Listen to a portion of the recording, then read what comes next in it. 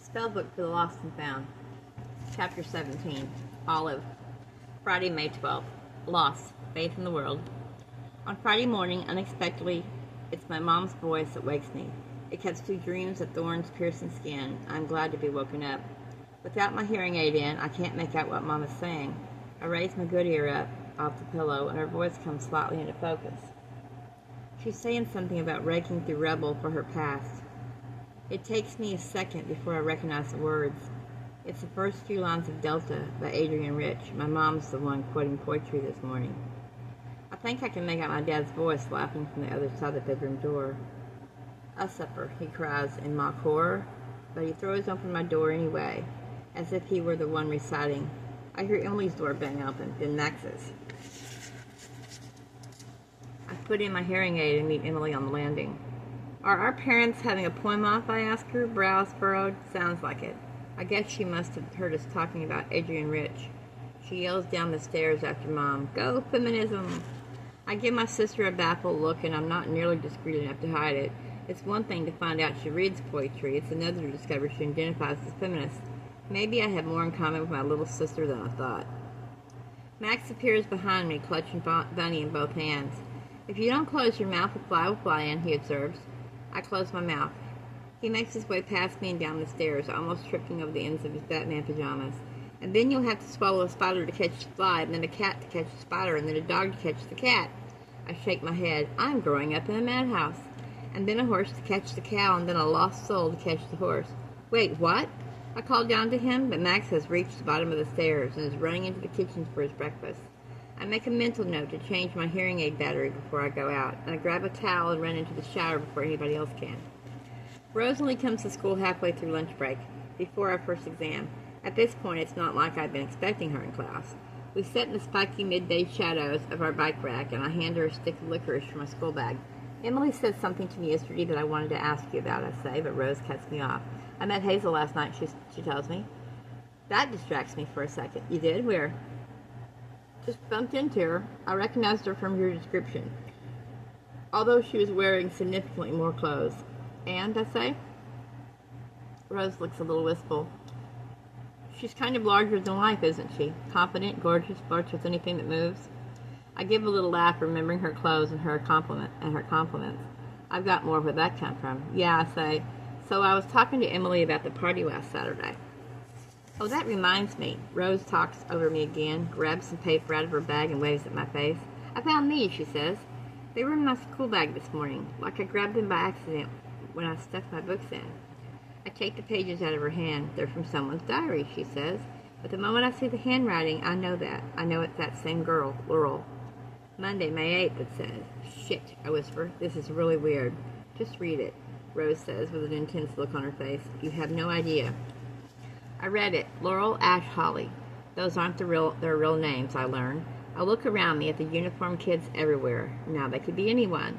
The three girls watch trees fall. They talk about Faulkner. They worry about the spell. They find a boy. They fall in love with a boy. It's funny how you can completely understand somebody after having known them for a day.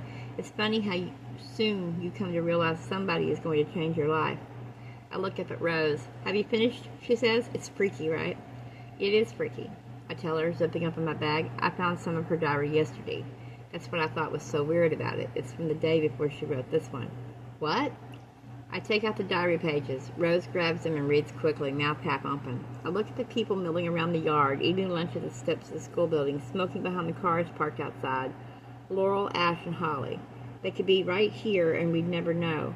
How weird is it that we were at the same party and that we seem to be so linked but we have no idea who they are? The party. Everybody lost something. Rose is explaining about the weirdness of it all, and I figured something out. About what Emily said earlier, about what Rose is clearly avoiding discussing.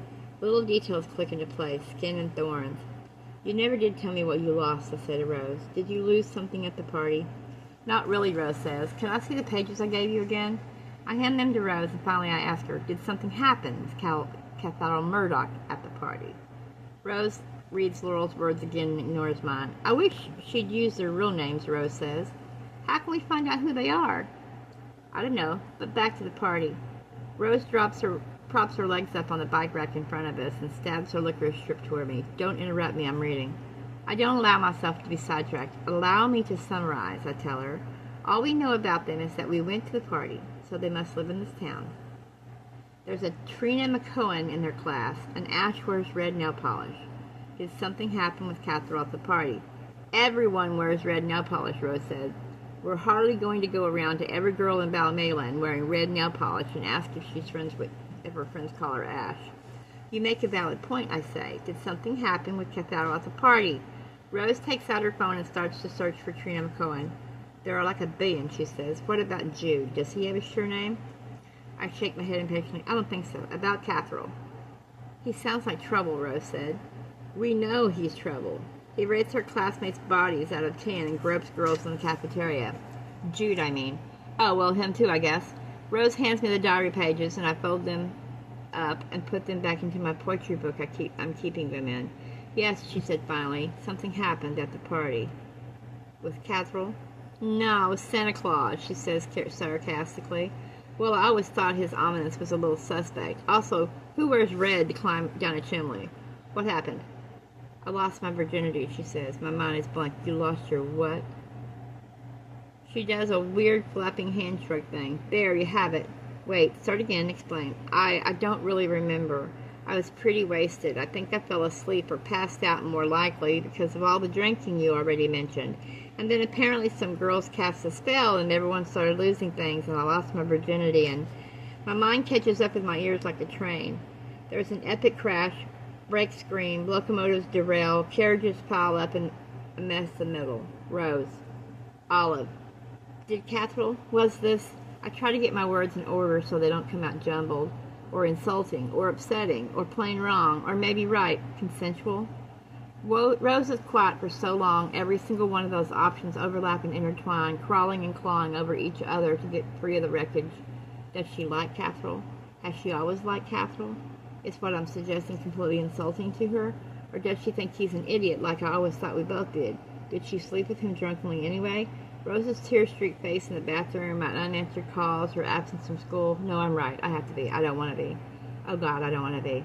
I don't really remember, Rose says finally, so I guess maybe it wasn't. Not. I stare at her. I know what you're thinking, she says, like it's something she's rehearsed. I've read all your feminist websites and I listened to your weekly rants, and I know what you're thinking. But it wasn't like that. I was really drunk, but so was he. He probably just thought I was playing hard to get, and even if he didn't care that I didn't want to, there's nothing I mean, it's done, right? It's not that big of a deal. Not that big a deal? You said you didn't want to. You said you'd passed out. Yeah, but so did he afterwards. Rose, I want to cry. I don't understand why she isn't. It's fine, she says. It happened. I just want to forget about it and move on. She takes out her phone and opens up the message conversation. She hands the phone to me and waits in silence while I read. I start to feel sick. I can't believe I didn't understand sooner or ask better or listen at all. I'm the worst friend. Let's go to the police, I say. She looks annoyed. And tell them what? Some guy I drunkenly got with didn't get the hint? There's literally no use, no proof. I'm not even sure that's even what happened. And also he was texting nice things for a while before he realized I was ignoring him. I don't know. I just know I never want to see him again. I dropped the last of my licorice on the ground, and I don't know what to say. Rose wraps her arms around her knees and rests her forehead over the words marked there. Everybody's lost something. As if she heard my thoughts, she rose. Your virginity is something you can lose.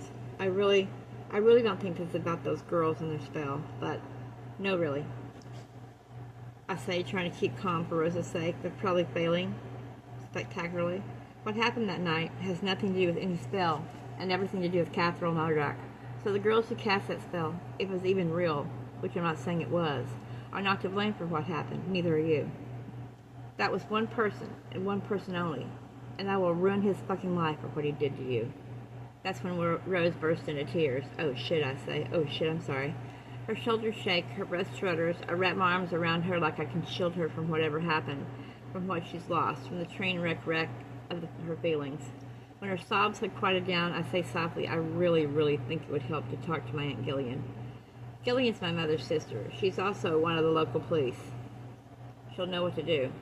There's literally no use, she said. There's nothing she can do. But I told you, Olive, I've read all those feminist blogs you've linked to. I've read all those articles and news stories. I know there's nothing she can do. My face feels heavy. Most of all, my heart feels heavy. I hate the world, I whisper so low, and I know no one can hear me. I stroke Rose's hair. We were silent for a long time. Then Rose speaks from underneath her own arms. Hazel said we should try the spell. It comes out slightly louder than a mumble. What? Hazel. She said we should try the spell. For what? I asked. For what happened. For bringing back what I've lost. I want to tell her again that we should talk to Aunt Jillian, but there are mascara tear stains all down my best friend's face, and her eyes have brightened at this ridiculous suggestion. Okay, I said. I have the spellbook. It's in my room. It got put into my bag somehow the other day. We can try the spell. You have it? Rose's eyebrows shoot up. Then she gives me a meaningful look. Olive, I think this is meant to be. If it was any other time, I'd question her sudden belief in fate. But for now, I close my eyes quickly against the tears still building behind them and give Rose my bravest smile. Maybe, I say. Meanwhile, I think hard about how I would go about asking Aunt Jillian some hypothetical question about a hypothetical friend over our family lunch on Sunday. So we'll do it, she says, and she stands up. Let's go. Rose, you have your German oral in like 5 minutes. The very idea of having to sit an exam for all this is ludicrous, but the idea of letting Rose fail an exam because Catherine Bloody Murdoch is unthinkable. My stomach twists painfully into knots. Afterwards, then, she said, let's go to Oak Road tonight. Rowan's face flashes in front of my eyes. I can't, Rose. I'm still grounded. Olive, please. My parents will kill me. When are you not grounded? Rose cuts me off. I need to cast that spell. I shake my head. Our exams are starting, and I've spent fewer hours studying than I have daydreaming about the trio at Oak Road. I need to study. I need to not be grounded anymore. I need to help my best friend. Also, and I'm not sure why, there's something about the idea of the spell that I find discomforting. I think back to when I read it through at Oak Road. The part about human blood, maybe? The part about sacrifice? The part about being careful what you wish for? Because right now, more than anything, I wish Catherine Murdoch would have never been born.